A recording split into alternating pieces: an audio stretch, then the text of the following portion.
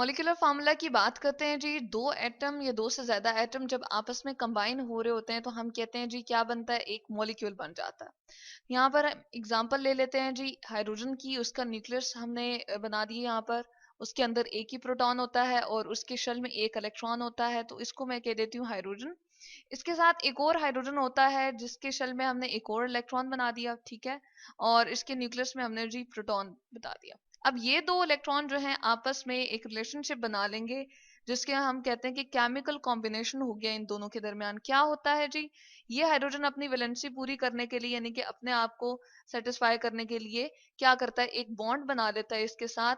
उसमें क्या होता है कि ये इलेक्ट्रॉन इक्वली शेयर हो रहा होता है इस वाले हाइड्रोजन से, तो हम कहते हैं इन दोनों के दरमियान शेयरिंग हो गई है। यानी कि ये आपस में इलेक्ट्रॉन को इस तरह से शेयर कर रहा है कि ये वाला हाइड्रोजन अपने ऑर्बिट में भी इलेक्ट्रॉन को मूव करवाता है, इसी तरह से इसके अंदर भी मूव करवाता है। और ये वाला हाइड्रोजन इक्वली अपने इलेक्ट्रॉन को अपने अंदर भी मूव करवाएगा और इसी तरह से अलाउ करता है, इजाजत देता है कि ये इस हाइड्रोजन के अंदर भी मूव करे, इस ऑर्बिट में रिवॉल्व करता रहे।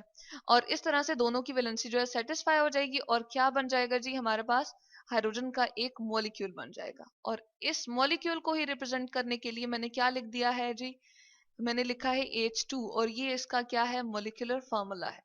और मॉलिक्यूलर फार्मूला हमें क्या बताता है, एक्चुअल नंबर ऑफ एटम्स को बताता है। यानी कि एक मॉलिक्यूल की जो हम रिप्रेजेंटेशन यहाँ पर बता रहे हैं H2, इससे क्या पता चल रहा है कि इसके अंदर दो H हैं, यानी कि दो हाइड्रोजन एटम्स यहाँ पर मौजूद हैं और इन दोनों ने आपस में बॉन्ड बनाया है और क्या बन गया जी, एक मॉलिक्यूल बन गया। चले यहाँ पर एक दो एग्जांपल्स हम और ले लेते हैं जो मॉलिक्यूल हमारे पास बनते हैं। जैसे कार्बन डाइऑक्साइड है, इसमें ये क्या है, इसका मोलिकुलर फॉर्मूला हम कहते हैं कि कार्बन डाइऑक्साइड का एक मॉलिक्यूल है। तो उसको रिप्रेजेंट करने के लिए हमने क्या कर दिया, उसके सिंबल्स के साथ कार्बन को सी के साथ रिप्रेजेंट कर दिया, ऑक्सीजन को ओ के साथ।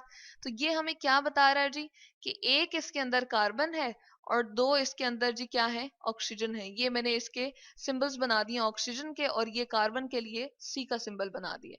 इसी तरह से अगर हम एग्जाम्पल ले लें ग्लूकोज की, उसका फॉर्मूला हम क्या लिखते हैं, मोलिकुलर C6H12 और O6 हम लिख देते हैं। तो ये हमारे पास ग्लूकोज का मोलिकुलर फॉर्मूला आएगा।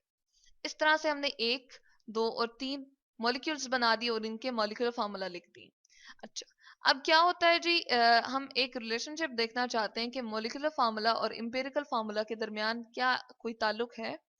और यहाँ पर चले हम लिख देते हैं कि मॉलिक्यूलर फार्मूला और इसके दरमियान हम इसके साथ रिलेशनशिप देखना चाह रहे हैं, इसका ताल्लुक बनाना चाह रहे हैं किसके साथ जी, इंपेरिकल फार्मूला के साथ।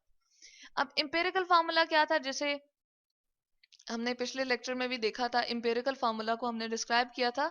इंपेरिकल फार्मूला होता है जी किसी भी केमिकल को रिप्रेजेंट करने का सिंपलेस्ट एक तरीका होता है, यानी कि सिंपलेस्ट फॉर्म ऑफ हम एक एलिमेंट्स का रिलेशनशिप देखते हैं। उसमें क्या हम रेशोज बताते हैं जो बहुत ही सिंपल होती हैं, यानी कि किसी भी केमिकल की सादा तरीन जो रेशो होती है उसको हम क्या कहते हैं जी, इंपेरिकल फार्मूला। एक फार्मूला हम लिख देते हैं जिसके अंदर सारे के सारे एलिमेंट्स के सिंबल लिखेंगे और वो इस तरह से लिखेंगे कि उनके दरमियान सिंपलेस्ट रेशो होगी। जैसे अगर एग्जांपल हम कार्बन डाइऑक्साइड की ले लें, ठीक है, और इसको हम कहते हैं कि कार्बन एक है और ऑक्सीजन कितने हैं जी, वो दो हैं, तो इनके दरमियान क्या रेशो बन गई, 1:2। तो अब इससे ज्यादा मजीद ये सिंप्लीफाई नहीं हो सकता है, तो हम कहते हैं ये इसकी क्या है जी, सिंपलेस्ट फॉर्म है। और कार्बन डाइऑक्साइड का इंपेरिकल फार्मूला भी हमारे पास क्या है, CO2 है।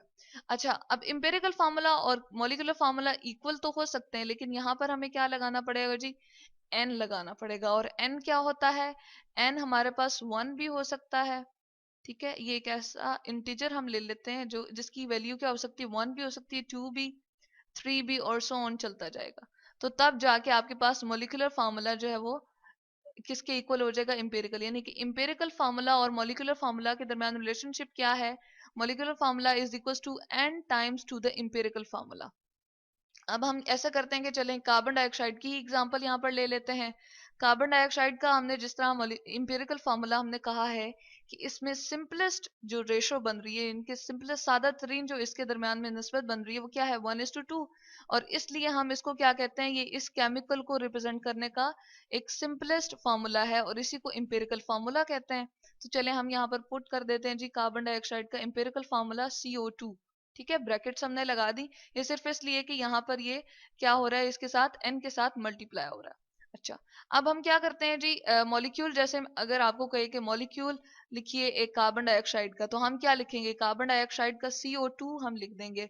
तो हम यहाँ पर मॉलिक्यूलर फार्मूला जब बताते हैं इसका कार्बन डाइऑक्साइड का, तो इसके लिए हमें n क्या लेना पड़ेगा जी, 1 लेना पड़ेगा। क्यों n 1 लेना पड़ेगा, क्योंकि यहाँ पर इंपेरिकल फार्मूला और जो आपके पास केमिकल फार्मूला बन रहा है वो क्या बन रहा है जी, हमारे पास दोनों ही सेम बन रहे हैं, उनके दरमियान कोई इतना ज्यादा फर्क नहीं है। तो चले हम इस इक्वल के साइन को थोड़ा सा यहाँ पर करके लिख देते हैं, और यहाँ पर आ जाएगा जी molecular formula of carbon dioxide भी हमारे पास क्या बन रहा है, वो CO2 बन रहा है।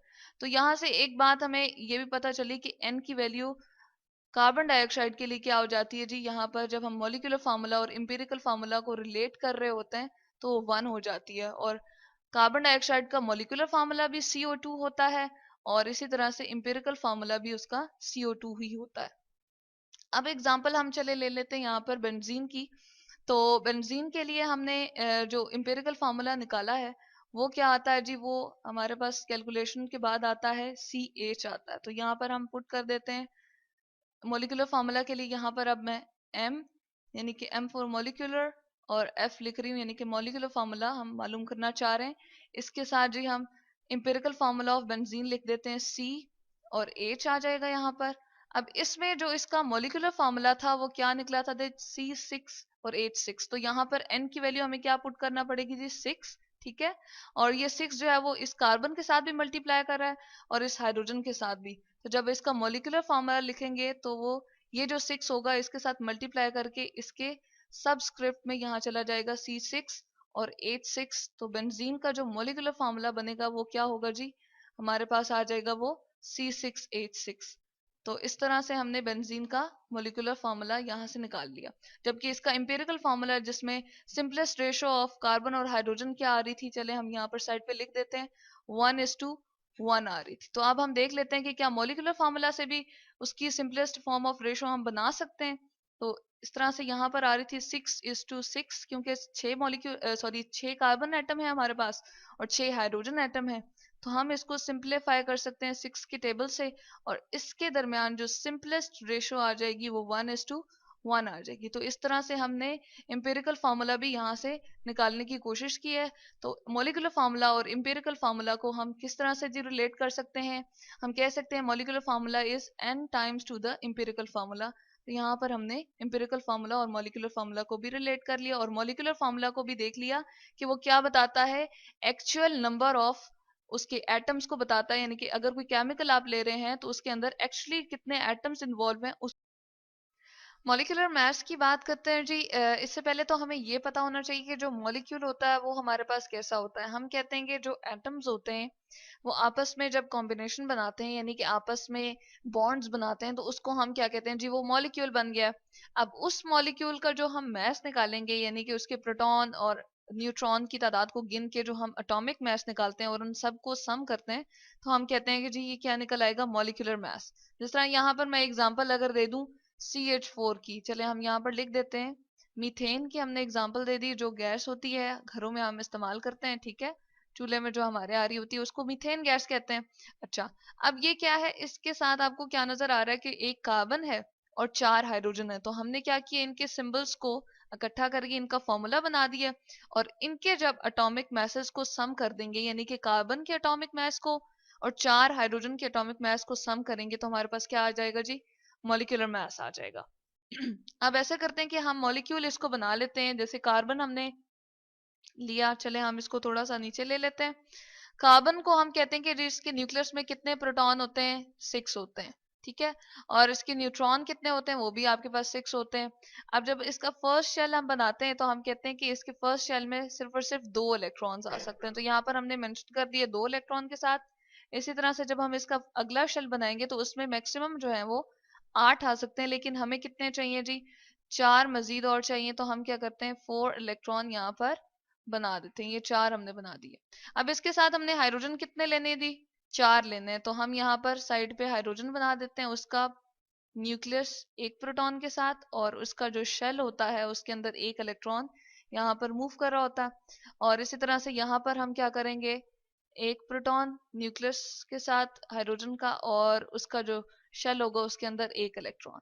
अब हम क्या करेंगे, इसके नीचे भी एक हम हाइड्रोजन ऐसा करते हैं कि बना देते हैं, उसके अंदर न्यूक्लियस के अंदर भी एक ही प्रोटॉन होगा और उसके शेल के अंदर एक इलेक्ट्रॉन होगा। और यहाँ पर भी ऐसे ही होगा कि एक प्रोटॉन होगा न्यूक्लियस में हाइड्रोजन के और उसके शेल के अंदर एक ही इलेक्ट्रॉन होगा। अब ये क्या करते हैं, ये हमने स्ट्रक्चर तो बना दिए। अब इसके जो इलेक्ट्रॉन है हाइड्रोजन के, यहाँ चले हम मेंशन कर देते हैं, ये भी हाइड्रोजन है, ये भी, ये हाइड्रोजन और ये हाइड्रोजन, और ये जो सेंटर में हमने बनाया जी ये कार्बन है।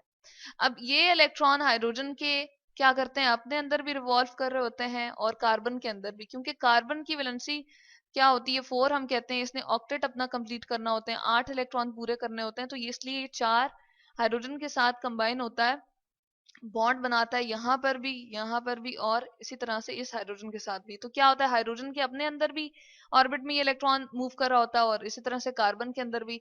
और इन चारों हाइड्रोजन के साथ यही होता है कि अपने ऑर्बिट में भी ये इलेक्ट्रॉन को मूव करा रहे होते हैं और कार्बन के अंदर भी, इन सब के साथ ऐसे होता है। तो ये हमारे पास क्या बन गया जी, मॉलिक्यूल बन गया है हमारे पास मीथेन का। अब हम क्या करते हैं इसका, हम कहते हैं कि मॉलिक्यूलर मैस हम निकालते हैं, यहाँ पर फॉर्मूला लिखते हैं जी।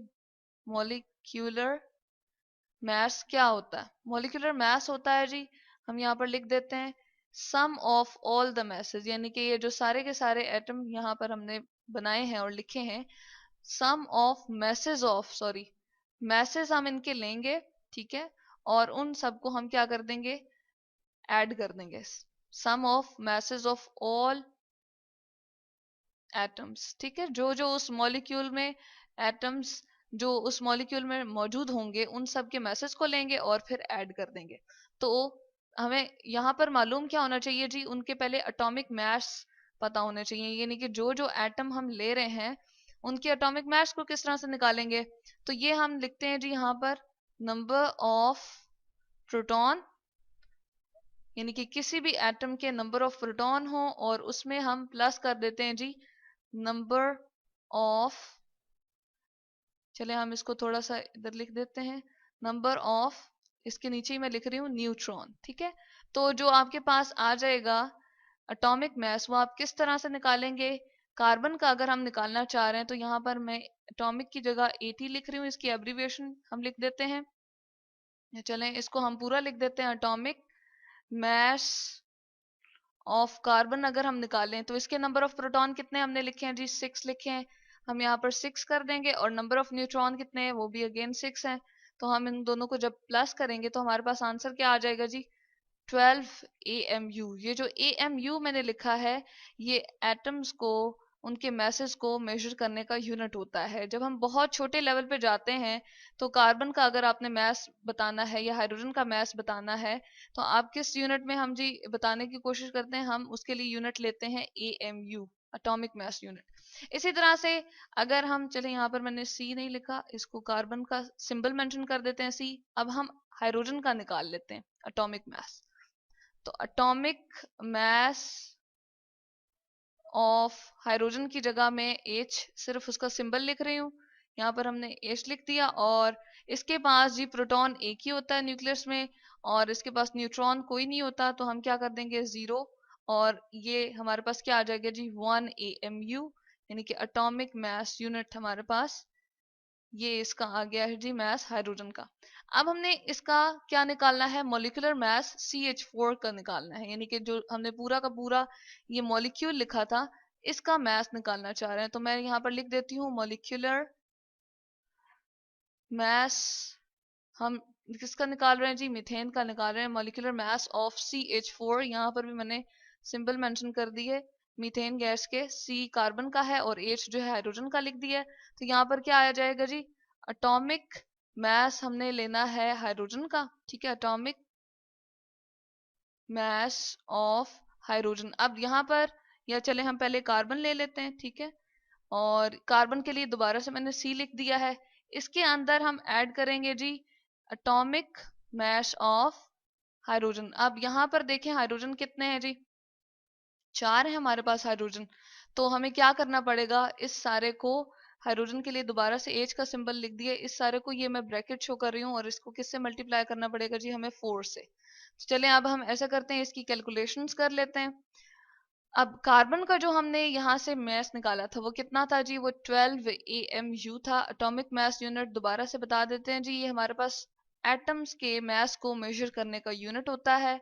अब यहाँ पर 4 यहीं वाला हमने लिख दिया, और एटॉमिक मास ऑफ हाइड्रोजन जो हमने निकाला था H के सिंबल से मैंने यहाँ पर रिप्रेजेंट किया था, ये कितना था जी, 1 AMU। अब इसको क्या करेंगे, मल्टीप्लाई जब हम करेंगे तो हमारे पास क्या आंसर आ जाएगा जी, 12 और प्लस कर देंगे इसमें हम 4, 12 AMU और इसमें हमने प्लस किया है 4 AMU, तो हमारे पास आंसर क्या आ जाएगा, ये आएगा जी 16 AMU। तो यहाँ से हमें मालूम हो गया कि जो हमने मीथेन लिया था मॉलिक्यूल, मीथेन का मॉलिक्यूल लिया था, उसका जो मॉलिक्यूलर मास है वो कितना आ गया जी, वो हमारे पास 16 AMU है। इसी तरह से बहुत सारे मॉलिक्यूल जो हमारे आसपास हैं, जिस तरह वाटर का मॉलिक्यूल हम ले लेते हैं या कार्बन डाइऑक्साइड ले लेते हैं, उन सब का भी इसी तरह से हम क्या कर लेते हैं, मॉलिक्यूलर मास फाइंड कर लेते हैं। यानी कि सबसे पहले एटॉमिक मास हर एक का सेपरेटली हम निकाल लेते हैं और फिर उन सबको ऐड कर देते हैं, यानी कि सम ऑफ